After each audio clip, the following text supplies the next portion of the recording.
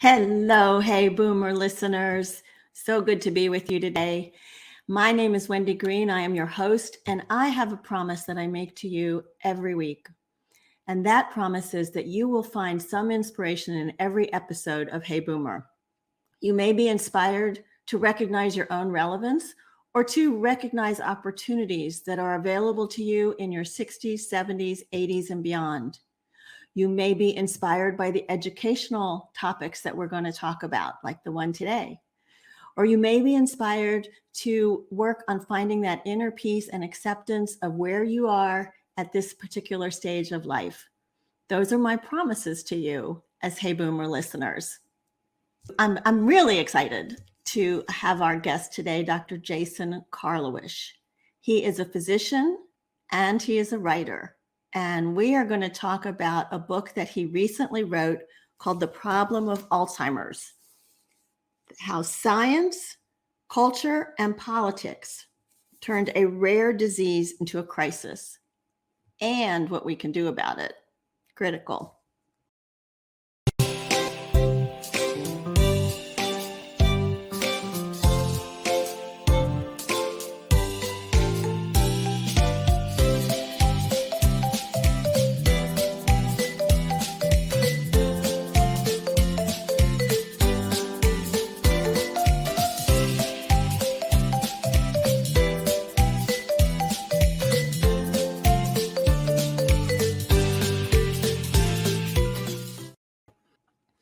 I first heard Dr. Karlawish talk about his book on Brene Brown's show, and I was really curious about the title. So I wanted to learn more, and I reached out on LinkedIn and was able to connect with him and some of his colleagues at the University of Pennsylvania Medical School, and got the book. So when I started to read the book, I have to tell you, The Problem of Alzheimer's, that's a heavy title. And I thought, well, this is going to be a tough book to get through.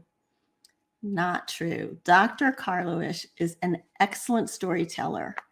And the book keeps you absorbed as he goes through the history of Alzheimer's, how the impact of war and global conflict affected where we are today. And he shares personal stories of some of the patients that he has encountered and how they have managed the journey of Alzheimer's. So I highly recommend this book for anyone, because Alzheimer's is, it's all around us, whether it's in your family or friends. So it's a great book to read. A couple of weeks ago, I shared this story with you about my grandmother, and when we went to visit her, my daughter and I, and played the violin for her. And I also mentioned during that story about the frustration that my father had as his mother, my grandmother, descended deeper and deeper into the throes of the Alzheimer's disease. This was in late 70s, early 80s. We didn't know too much. In fact, I don't know that she was ever actually diagnosed with Alzheimer's, certainly dementia, senility, whatever it was that they called it at the time. But there was no knowledge given to the caregivers about what to do and what to expect and how to manage it. And he was so frustrated with her when she was getting more and more forgetful. Eventually, it got to the point where they were not able to care for her. She was not able to care for herself. And they had to work her finances to where she was able to be declared destitute so that Medicaid could cover her care in a nursing home. And the sad reality is we have not made much progress since that day. So we're going to talk about some of that too. It's an important show. Please share this with your friends. If they can watch it live now, that's going to be great, because then they can participate with comments and questions in the chat box. And I see all of you that said hi. If they can't watch it live, please tag them so that they will be sure to see the recordings, and let them know that it's going to be available on the various podcast channels starting tomorrow. And with that, let me bring Dr. Karlawish on. Hello, Dr. Karlawish. Hi, Wendy. It's good to be here. Greetings from Philadelphia. Is it cold there? We're easing into autumn here, and I'm joining you from my office on campus at the University of Pennsylvania. Well, we are glad to have you. Thank you. Let me do a brief introduction of your biography a little bit. So as I mentioned, Dr. Karlawish, Jason Karlawish, is a physician and a writer. He is also a professor of medicine, medical ethics and health policy, and neurology at the University of Pennsylvania. And he's co-director of the Penn Memory Center, which he talks a lot about the Memory Center in the book. Dr. Karlawish researches and writes about issues at the intersection of bioethics, aging, and the neurosciences.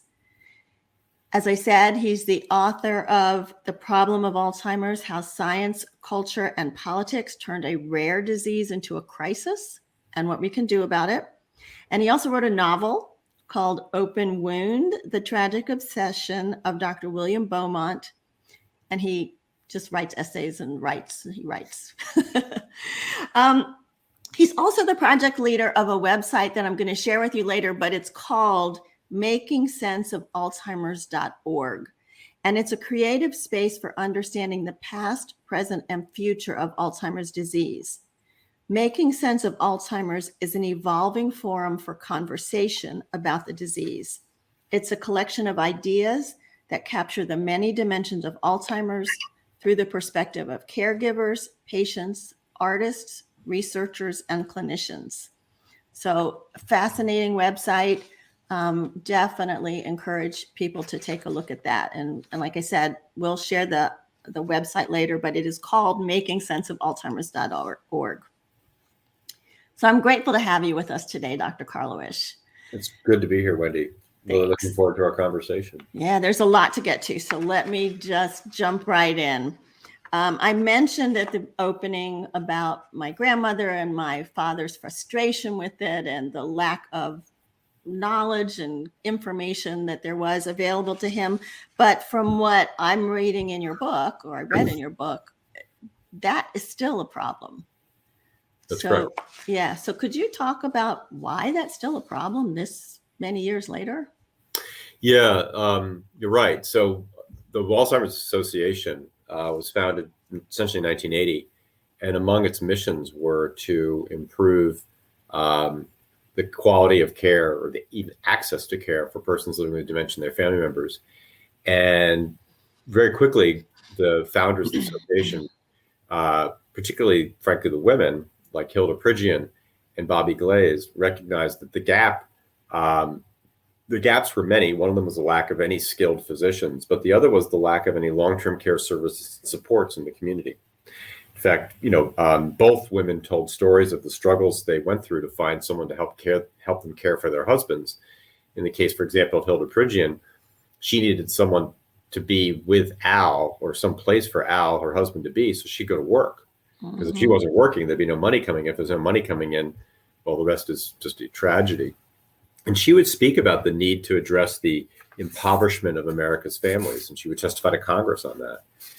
Because what she and her colleagues identified was that the Medicare statute, which was passed into law in 1965, signed into law by President Johnson, has a list of exclusions from coverage. In other words, the statute says we're not going to pay for these things. And it's a list of about 12, 13 things. And in between item 8, orthopedic shoes, and item 10, cosmetic surgery, is item 9, and it's custodial care. And that was the term then to describe what we would now call long-term care services and supports, custodial care, which says a lot about the attitudes of 1965, that the care that someone needs to function in the community given by another human is considered like the work of a janitor, mopping, sweeping, and cleaning. So the statute will not pay for long-term care services and supports. And that statute is still the statute on the books. There's been no effort to either A, strike item 8, or more sensibly, to create a long-term care social insurance program to provide the backstop to the American family to address, to put it bluntly, the risk of becoming a caregiver, because the risk of becoming a caregiver is ultimately a financial risk. And just to wrap the point up, the reason why, politicians and advocacy groups are able to say that Alzheimer's is a crisis that will, quote, bankrupt the America, is because you're able to turn the work of caregivers, the work of your grandfather, the work of Hilda Pridgian, my work as a caregiver, you're able to take that work and think of it as a job that either requires a wage that would be paid to me if I charged a wage for my time, or I'm paying someone else to do the work of caregiving. And once you add up every caregiver's wage, there's maybe 12 million caregivers, depends on how you define them. That's how you get to the triple-digit billion-dollar cost to America. It's the cost of this vast unpaid labor force, or the American family who's paying out of pocket to get care for their relative. And you're right, as was the case with your grandfather, your grandmother, the only time the state will step in and help reduce that risk is if you yourself first suffer the risk of becoming impoverished. Or in the case of a spouse, divorce the spouse and then become just a free agent, if you will, in the eyes of the law. So they're tragic choices, and I described them in the book. And you're right, the same choices that your grandfather and grandmother faced some decades ago, unfortunately, remain the same choices that the American family faces today in 2021. Well, and some of the stuff that you talked about in your book too around caregivers is, at the Memory Care Center where you work, there are resources, because it's part of the educational institution, that give you the ability to spend time with your patients. Many doctors, when they see somebody with Alzheimer's or dementia, they don't have that kind of time to spend with the patient or their caregiver. So the knowledge doesn't get transferred very well. Well, it's even more insidious. The doctor generally doesn't even know that the patient they're with has Alzheimer's disease, or even has dementia, let alone whether it's caused by Alzheimer's disease. And that's because the missed and underdiagnostic rate for this disorder, these diseases that cause dementia, Alzheimer's, Lewy body, et cetera, is enormous. If it was cancer, we would say it's a tragedy, but for some reason we don't. So many patients are being cared for by physicians who just simply don't know the diagnosis. And, these are the, quote, oftentimes the sort of difficult patients, the ones that, don't seem to really get their blood pressure under control, or, miss their appointments, or call the office 5 times to, et cetera. Or they just simply disappear from clinical practice. They just stop showing back up. But you're right, if they do even have a diagnosis made, the physicians are woefully under-resourced to take the time to provide care. Because if you think about it, done right, care for a person living with dementia requires time spent talking to that person to assess their symptoms, their signs, their mood, examine them, and also talking to their family member, the person we typically call a caregiver or a friend, in order to find out other perspectives on how the person is doing. And make sure that a care plan is in place. And so I don't want to say you double the time in clinic, but you certainly increase the time in clinic, let alone the number of chairs you need and space in your waiting room. Right. And I'm not joking about that, because many exam rooms are set up for basically 2 people, the doctor and the patient. And when the family comes in, it's like people are sitting on exam tables or sitting on the exam stool or standing up, et cetera. So you're right. The typical medical practice in America, even in neurology practices, is not set up to address the particular needs of persons living with cognitive impairment, whether that's cognitive impairment caused by dementia or mild cognitive impairment, et cetera. And again, all these are fixable things. Everything that I've just talked about does not require an effective therapy. It just requires investing in providing care. I'll leave you with one other. You mentioned our social work team. Not leave you, I'm staying here to talk more. But so we have a crack social work team that meets with patients and family members after a diagnostic visit to put together a care plan, and then is available over the course of care. And I would say in a typical clinic day for me, half my patients see the social work team as part of their follow-up care. That team is made possible by Eli Kaplan's donation and the donation of others to the Kaplan Family Fund, the Caring Difference Fund. So it's because of a generous philanthropist that we can cover their salaries. If we had to rely on the revenues that come in through billing to pay the salaries to our, we wouldn't have, we'd say we wouldn't make their paycheck. We'd say we can't. And that's ridiculous. That would be like an operating room saying, we're not going to have any more scrub nurses, or we're not going to have the anesthesiologists because we can't pay them. So we'll do this without that. I mean, which gets to the problem you point out about the business model. So there have been some attempts, let's say, to find funding. So there was something called HELP, the Hospital Elder Life Program, and then to provide assistance. And then in 1988, Ronald Reagan signed into law the Medicare Catastrophic Coverage Act. And then a year later, they rescinded that act. And one of the points that you make in the book is that there's not a viable business model for the medical community, or maybe even the pharmaceutical community, to support Alzheimer's disease. Well, the pharmaceutical industry is desperately does have a business model. I mean, for them, it's get an FDA approval of a drug and then market it and get insurers to cover it. And indeed, the events of the last few months, 2-3 months with Biogen's drug aducanumab, have shown us how there's a robust business model in place for pharmaceuticals. And indeed, the FDA's decision, some speak of it as meritorious on the basis of spurring innovation. And that's a reason to support the decision. So if you approach a disease with a pharmaceutical perspective, there is a very nice business pathway, business model in place to get from investment to return. In contrast, though, what's the problem with this disease is it doesn't have a business model, in part because it hasn't had an effective therapeutic. And what I'm about ready to say isn't something I think should be the case, but is the case in America. So when a disease has a business model in America, it means that after, at a health system, patients are diagnosed and treated, that the cost of that work either is revenue neutral or even makes money. Mm-hmm. And if it's at least revenue neutral or makes money, it's worth having things in place to diagnose and treat the disease. If it doesn't, there's just not an incentive to build the center and staff it and provide the resources needed. And that's not just, that's the case across America. Until either philanthropists or research money or cross subsidies are in place from other diseases where there's a good margin, diseases without a margin really don't flourish in a healthcare system like that. I mean, and that you see that, for example, like psychiatry struggles to provide clinical services because psychiatric diseases oftentimes are woefully under reimbursed. And this disease is in that category of diseases that just doesn't have a good business model. So I'm not saying that's a good thing. That's just the system we've set up. I'm just like sort of commenting, in the Antarctic, it's very cold. And so you need to wear warm things. And if you don't, you will freeze to death, at least until climate change defrosts the entire Antarctic.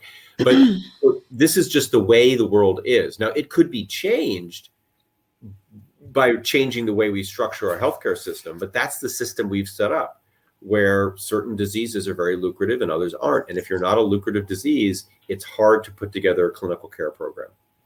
Yeah. And you make that point very well in the book. So I want to go back to the title, which completely intrigued me, where you say, obviously the problem of Alzheimer's, then you say science, culture, and politics turned a rare disease into a crisis. And it's so hard to imagine Alzheimer's as a rare disease when it is such a feared disease. But once upon a time, it was rare, but it was always there. It just wasn't seen as a disease.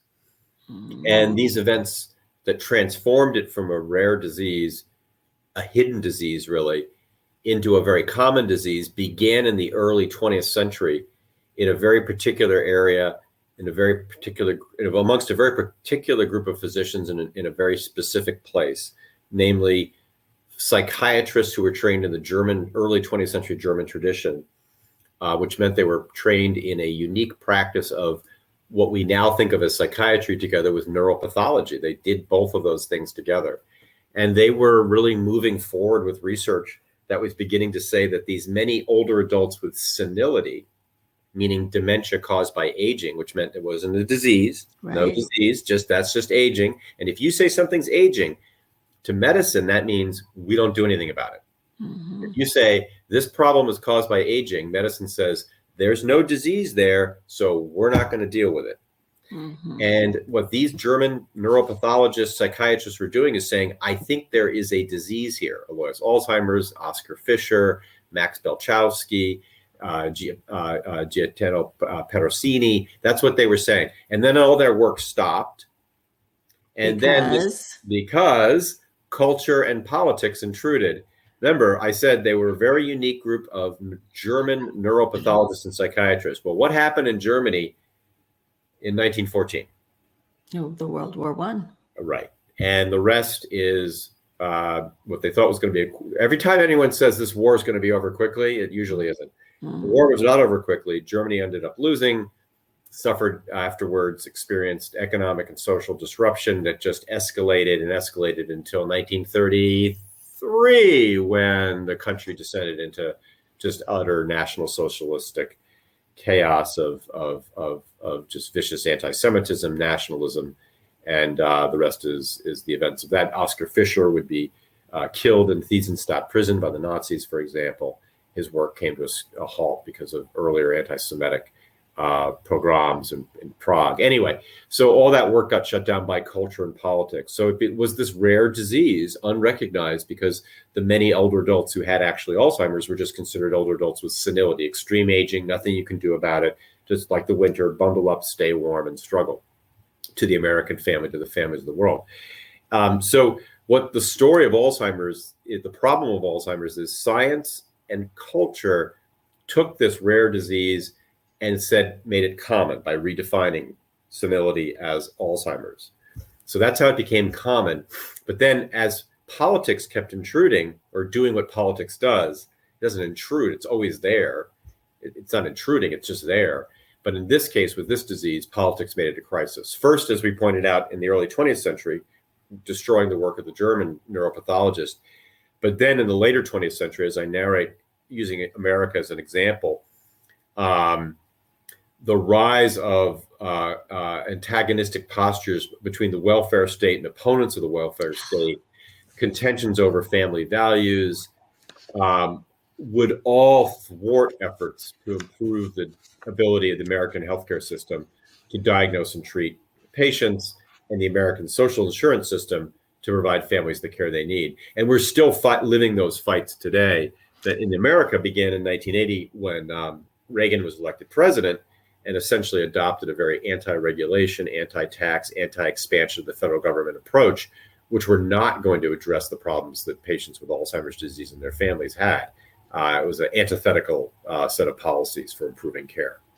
Well, what you say, I was about to quote you from the book, chapter 17, which I thought was a very important chapter.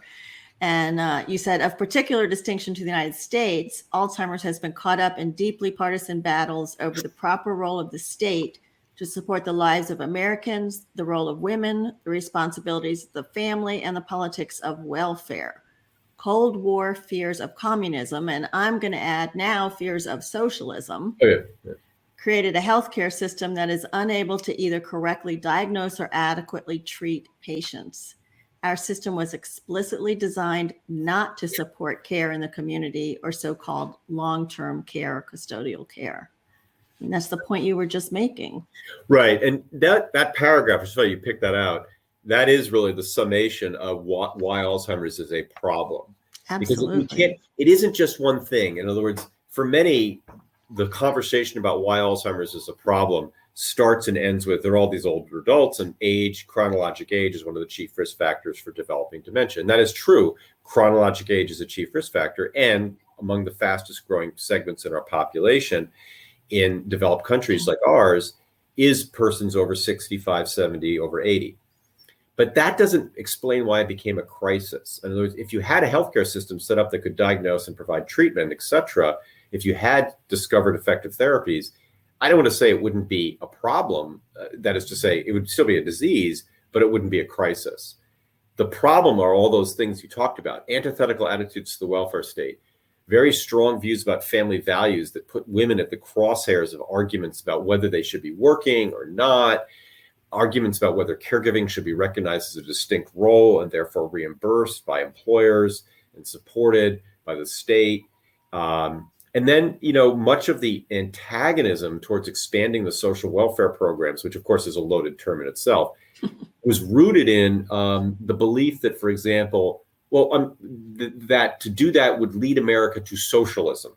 Right. For example, before 1965, opponents to what would become known as Medicare generally framed their opposition along the lines of, if you create a national health insurance program, you will be creating socialized medicine, and it will be the first step towards a communist takeover of the United States. And that would be the rhetoric. They would talk about, if you pass this into law, eventually Soviet tanks will be driving down Pennsylvania Avenue. That was the kind of rhetoric.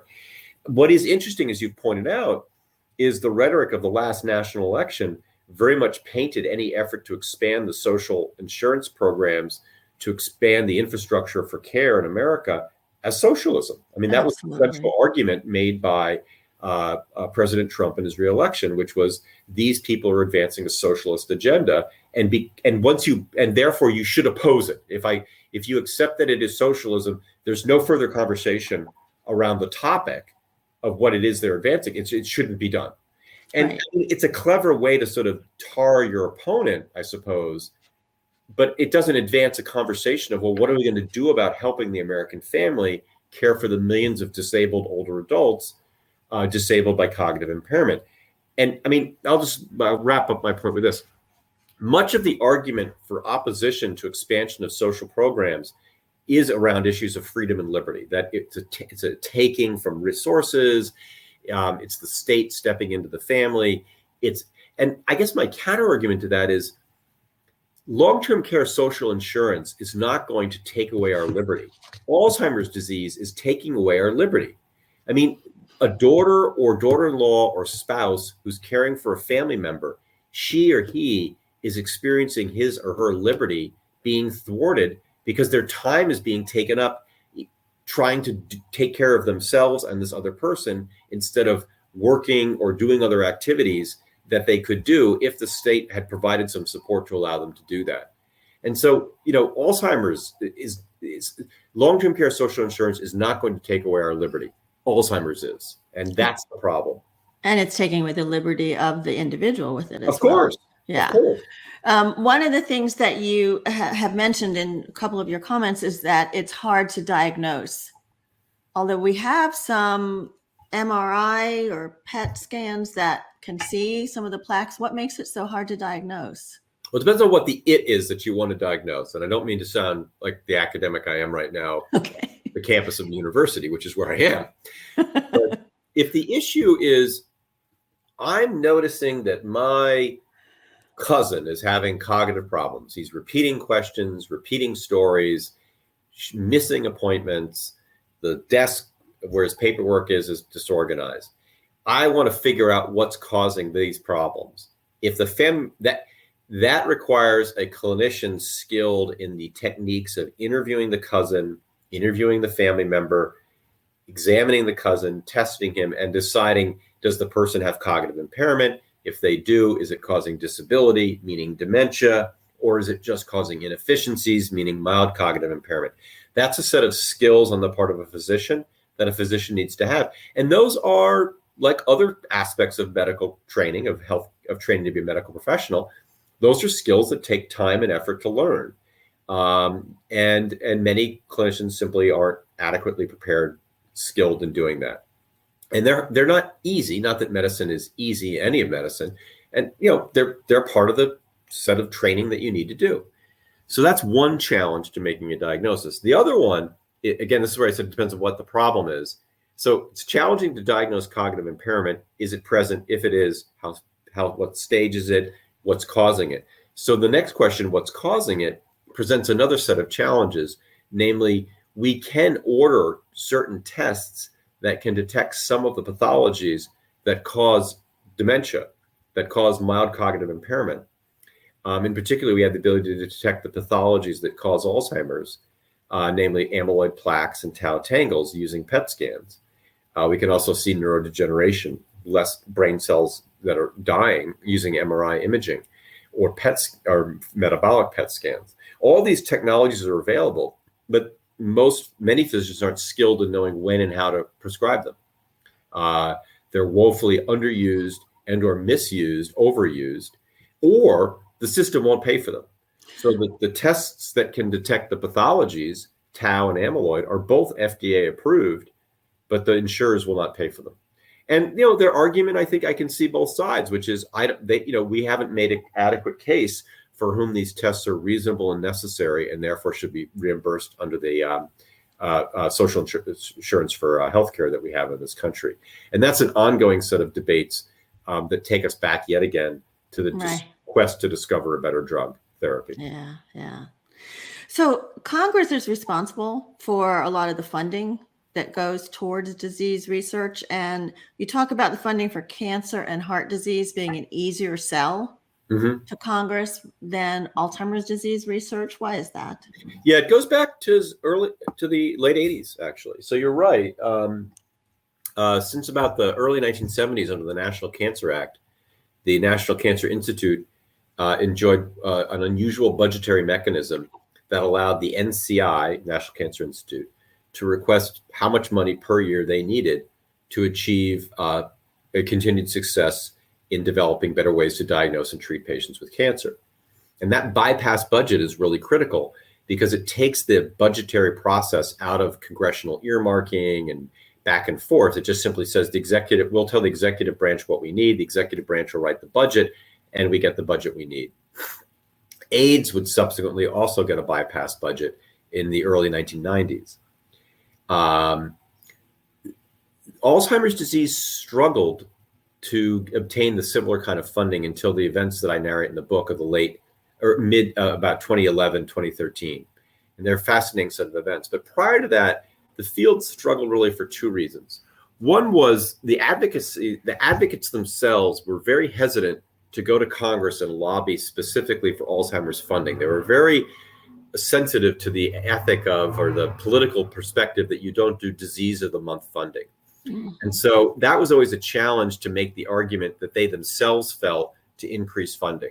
And so it was always these little increments of NIH funding that would raise the overall NIH budget, to which Alzheimer's would get some of the spill off. The other problem, though, was one that was sort of external to the association, but very much a problem in the field. There were two challenges that the Alzheimer's community struggled with for a long time. The first was making the argument for why is this disease a problem. They faced things like, well, you just can't say it's a big cause of death because it's who wants to live into the late stages of Alzheimer's and delay the time before you die. So death from Alzheimer's is a hard thing to get people afraid of. For many people, it's said, well, that's a morally problematic issue in its own. So it was hard to sell with a simple fear of death. And then what you had to do was sell fear of the disease on the basis of things like disability, loss of function, etc., which are just harder to translate into simple messages. So what you're left with are like messages that are about caregiving and the challenges to caregiving. But many caregivers see what they're doing as devoted work of family members. And so it's hard to sort of have them see caring for your ill spouse is a burden that let's say, well, but I have to do this. So then it would be about cost. And cost has often been the one unifying thing that makes the disease perceived to be a problem that we need to do something about. And then the final issue was, it's always useful to get Congress to be interested if you say this is a big problem. So the cost problem was there, but the size of the problem was always in dispute, namely how many people have Alzheimer's. And I talk in the book the debates that have started pretty quickly by the late 80s into the 90s that even led to a General Accounting Administration report over the controversy over how many people have this disease. And it wasn't a controversy in politics, it was actually a controversy in science, namely disagreements amongst epidemiologists and demographers about what's the right way to design a study and interpret the data that claims to count the number of people with Alzheimer's. And it wasn't like some studies were invalid or wrong and other studies were valid. The problem was you could use different methods and assumptions and arrive at very different numbers. And so you have these wildly different numbers of the number of people with Alzheimer's. Well, that might be very interesting for the scientific community to debate, but for Congress, it's like, if you can't even tell me how many people have this disease, then how can I even begin to enter in a conversation about how much we should allocate, et cetera? Let's move on to something else, because we've got a lot of other problems to deal with, the Cold War, whatever, pick your problem of the day, climate change, you name it, Afghanistan, et cetera. So this field would struggle to really keep the coherent messaging, et cetera, until finally, as I narrate in the book, a series of events that unfolded from about 2009 to 2013, which was really some just brilliant politicking on the part of the association to finally get Congress to allocate the funds that were needed. And I'll wrap up with this point. The key thing that they did that I think assured its success was they did it very quietly, but that same approach, I think, has been one of the reasons why I think there's still been a lot of confusion and frustration on the part of the American people, because it's not widely known that we're actually investing substantially into Alzheimer's research and actually have a national Alzheimer's plan, which we do. And it's a very real plan. It's a very dynamic document that guides the field. Now, so the Affordable Care Act did provide some, I guess, care reimbursement, right, for caregivers, assuming that the state bought into the exchange. Right. Obamacare could also be called the Affordable Care Act, which is actually what the statute's called. Could also be called the Alzheimer's Care Act, because what it did was it indirectly addressed one of the challenges that the American family faced. So the typical caregiver for a person living with dementia, whether it's caused by Alzheimer's or Lewy body disease or vascular disease, the typical person living with dementia's caregiver is a non-spousal caregiver. The numbers vary, but probably 2/3 of caregivers are non-spouses. So they're generally adult children. So I'll give you an example. In my own practice, I have a daughter and granddaughter who care for my patient, their mother, grandmother. The granddaughter provides much of the care at home during the day. So she's not in the workforce. So she is not earning a wage. She's not paying into Social Security. She's not earning income that's taxed. She's not contributing her expertise to productive work in the community. She's definitely contributing her expertise to caring for her grandmother, which is marvelous. And so that economic cost, if you add that up across, is the cost of caregiving. Before Obamacare, because she didn't have a job, she wouldn't have health care, because she wouldn't get health insurance. Because in America, until you're 65, the only way you could get your health insurance was you either qualified for Medicaid because you met poverty thresholds, or you worked and you had employer-based health insurance. Well, if you're a caregiver out of the workforce or with reduced work that doesn't have good benefits because you're working part-time, et cetera, up until the Affordable Care Act, you didn't have health insurance. Right. And I mean, the irony there is just beyond belief, because you're not working in getting health insurance because you're caring for someone else in work that itself, we know, increases your own morbidity and causes you have health problems. And so if there's one thing about the Affordable Care Act, which is a benefit to patients with Alzheimer's, is it gives their caregivers access to health insurance that this granddaughter, for example, can get access to. And so it wasn't, I think, part of the rhetoric of why we needed the Affordable Care Act, but certainly the Affordable Care Act has been very beneficial. And the other point in the Affordable Care Act is a very interesting statute, the ACA. It created the Center for Medicare and Medicaid Innovation, CMMI, and it has instituted a lot of very innovative programs to try and improve the delivery of care in the healthcare system for persons with dementia. And that was part of the statute of the Affordable Care Act, was to create the CMMI, Center for Medicare and Medicaid Innovation. And of course, in states like I live in, South Carolina, we did not buy into the exchange, so it doesn't help us caregivers that there much. are living like they were before, which is Yeah. trying to figure it out one Yeah. family at a time, Right. which I don't think is good social policy. Yeah. So towards the end of the book, Jason, you write about some really innovative programs that are starting to show up around caregiving and around the patients. You mentioned robotic pets that seem to calm the patients, living facilities that have designed spaces that kind of resemble neighborhoods, and it all looks familiar. And you talk about something called loving deception, but then as the ethicist in you, you raise some moral or ethical questions around that. Would you talk to that a little bit? Yeah. So a theme that runs through a lot of those innovations is the question of the worlds we create for persons living with dementia. And there's no neutral position in this area. Namely, I've decorated my office at work by my design. I could go out and get new furniture. I could rearrange things. In persons with dementia, someone else oftentimes decides what's the space going to be like. Mm-hmm. What color will the walls be? What will the aesthetics of the place be? So one of the sort of moral challenges of caregiving is you control the truth for the person around that person, the world that they live in. And you're right. One of the more morally challenging moments in the life of a caregiver, in the life of a person living with dementia, is when the person living with dementia asks about a long ago deceased relative as though they were alive. Like, when's mother coming home? Well, mother died decades ago. So what do you do? The standard approach is, well, truth is good. And, truth is essential to creating trust. Truth is essential to legitimate human exchanges. And so you tell the truth. You say, well, mother passed away many years ago. She died. Now, for many persons with dementia, I forgot. They move on.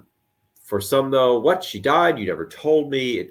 Catastrophic anxiety, anger kicks in. And an hour later, when's mom coming home? And do we do this again? So others say, well, to avoid that grief and that, you lie and you say, well, I think she'll be home in an hour, but I'm not sure. And then you distract them and move on to something else. So it's called the loving deception. Now, there are times when a loving deception is the approach to take. It's just there isn't, I just cannot keep on precipitating this cascade of anger, and I can't seem to distract. Okay. But there's a third way, and I talk about that in the book, in The Worlds We Create. And the third way comes out of the work of Ann Basting, who's a theater arts scholar at the University of Wisconsin, who's written a book called Creative Care, which I highly recommend. And Ann, she's a good friend, I call her Ann, she recommends and promotes this idea of a third way, of a creative way. And the creative way begins with asking beautiful questions, as opposed to making statements that are either the truth or a lie based on some choice that you've made as a caregiver to either deceive or to tell the truth. And the question might be something like this. So once again, back, when's mom coming home? Well, if she were here, what would we do with her? And that question invites an answer, like, we'd have dinner. Well, what would we have for dinner? And et cetera. And that kind of, it almost takes from the improv world of, the improv world is yes and. In improv, you actually ask a question, and then after that, you ask another question. That's what leads to sort of the sort of improv theater approach to drama / comedy. And if you work from that improv perspective of yes and question, you are inviting that person to create the world of, well, if mother were here, and whether mother's here or not no longer really is the issue. The issue is, if she were here, what would we do? So, you and I, Wendy, we've been together. We ought to get married, said the husband to the wife when, we've been married for 50 years. What are you talking about? Well, we've been married for 50 years, or just to be devastated by the comment or whatever. And I said, well, who would we invite to the wedding? So redirect the conversation. It's kind of like, create the conversation, invite the creative moment to say, asking beautiful questions. I like that. Exactly. That's what Anne calls it. Beautiful questions. Yeah. So great. I think that, and so that led me in the book. These environments that create nostalgic communities, like I don't know, 20, 30 years from now, I need to go to a long-term care residential community because I have Alzheimer's disease or dementia caused by Alzheimer's. There might be this community that's like Philadelphia circa the past, and that's designed so that I feel comfortable there because I remember it better or something like that. So I guess my problem with that is, well, I grew up in Ramsey, New Jersey until I was 18, and then I went to college and medical school in Chicago, and then I lived in Baltimore, and I didn't get to Philadelphia until I was maybe in my early 30s. So what Philadelphia would we have me live in? Yeah, what reality should we create for you? And then and as time passes, do we update the aesthetics, and take down the picture of Mayor Rizzo and replace it with a new mayor? And Mayor Rizzo is a problematic mayor anyway, given his racist policies. So, you're left with these nostalgic communities. They seem very charming and everyone's sort of very excited about them, but they're fundamentally architectural deception on a grand scale. Like, let me lie to you and put you in an environment that looks like a past environment. Does the staff admit it and say, oh, no, that's not real? Like there's a community that has on the wall in the library a picture of General Eisenhower. As though he was still president? Yeah. It's like, well, so if, do you play along with that? Or do you say, oh, no, Biden's the president, but we'll just have that up there so it feels like, now I get it. There are probably some patients, I call them patients because I am a doctor, where that's about the only thing that's going to work. It's been a mess of efforts, and just the only thing that seems to calm is this environment. But again, back to the idea of creativity. Isn't what we all want as humans, and let's again think of persons with dementia as what they are. They're humans, they're people, they're persons with minds, albeit damaged minds, but they have a mind.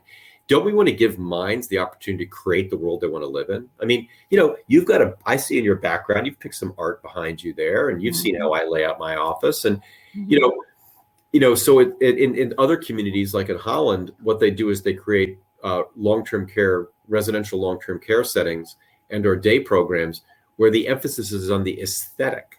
So for example, some of us are modern and we like a modern office with modern furniture. Others are traditional. We like classical looking things. Others, et cetera. So go to the long-term care adult day activity program that's set up in a traditional looking setting for those who like the aesthetic. Options. Yeah. Exactly. That's what we need to be building, not building it to look like Philadelphia in 1970, but building it with the aesthetics of what folks would like. That's what needs to be done.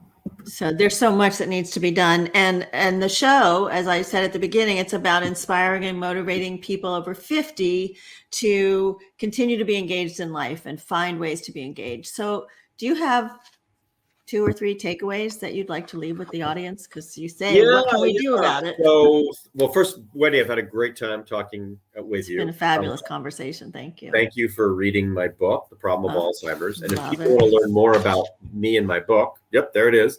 Wonderful robin's egg blue. If people want to learn more about me or the book, I would urge them to go to my website, jasonkarlawish.com. We'll show that right now. Well, thank you. Yeah, jasonkarlawish.com. And if you get a chance to Karlaw. Let me fix it. Okay. That's okay.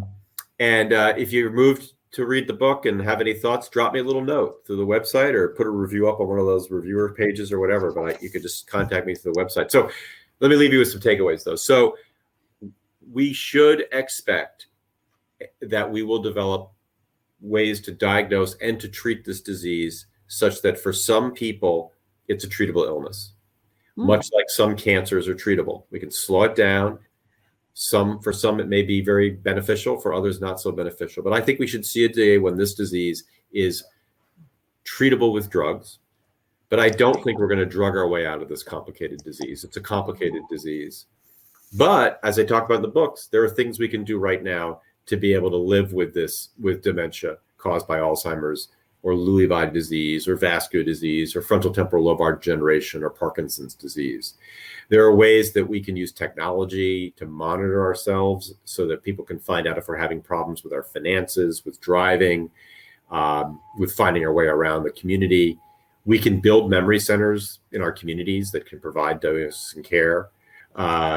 We can have hospitals recognize the role of family members as visitors, not just as caregivers, not just as visitors.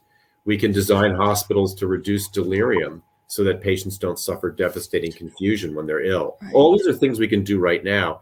And then finally, there are things you can do right now to maintain your brain health. So I'll make my last shameless plug. If you want to know, what do I do to keep my brain healthy? 2 blocks away from my office is the gym. And I try to go there not every day, but frequently, if not there, at home, and exercise. I eat a heart healthy diet, and I try to get about 8 hours of sleep at night because I'm one of those 8-hour type people. Me too. I need that sleep. If you want to learn more about ways to keep your brain healthy, I would urge you to visit the Global Council on Brain Health. Here's their mug. Okay. Global Council on Brain Health. I'm a member of it, but it's put together by AARP, and it summarizes all the evidence about what's known to keep your brain healthy: exercise, dietary, lifestyle, etc., as well as what's kind of talked about, but probably isn't that effective. So I'd urge people to go check out the Global Council on Brain Health. Just Google that. Yeah, check out Making Sense of Alzheimer's, and by all means, stop off at jasonkarlawish.com while you're surfing. Right. A lot of creative ideas on Making Sense of Alzheimer's. Thank you. So, yes, thank you so much. Let me briefly tell people about who's coming up next week. It's 2 sisters, Dr. Mary Lou Ryder and her sister Jessica Thompson. They're both advocates for women and girls, and they have co-authored some books and workbooks. They have a sister to sister series of books. And the 2 that we're going to talk about next week are Know Your Worth Girl and Love Your Age Girl. So it should be a fun conversation. I thank everybody for tuning in today. I know that your time is valuable. This was an incredibly important and useful conversation, and I truly appreciate your time, Dr. Karlawish. You're welcome. And help me grow the audience. Send people to the website, heyboomer.biz. Send people to the podcast, and let's get more people in the Hey Boomer wagon train. And remember, you are never too old to set another goal or dream a new dream. My name is Wendy Green.